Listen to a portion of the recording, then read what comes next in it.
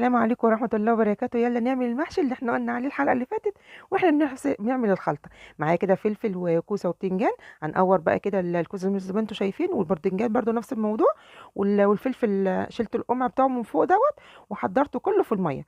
يعني انا عامله قبليها في الميه. طبعا بقى الخلطه اللي انا قلت لكم شلت منها، لازم عملت خلطه يبقى لازم اعمل محشي.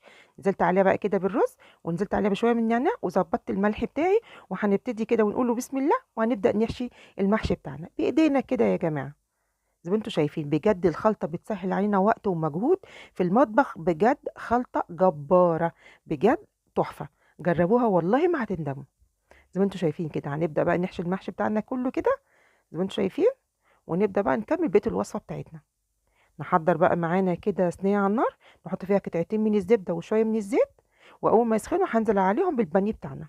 المرة اللي فاتت عملت المحشي الكرنب باللحمة، المرة دي هنعملوه بالبانيه. نحط بقى ملح وفلفل أسمر، ونقلبها الناحية التانية نحط ملح وفلفل أسمر، وننزل بشوية بصل وطماطم برضو مرشوش عليهم ملح وفلفل أسمر.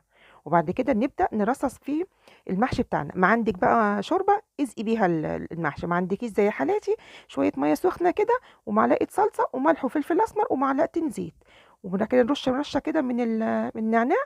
ونبدأ كده ننزل الشوربه بتاعتنا زي ما انتم شايفين كده. هديها غلوه واحده بس على النار، وهغطيها واحطها في الفرن. وبعد كده احطها تحت الشوايه، وادي النتيجه. ايه رايكم في الجمال؟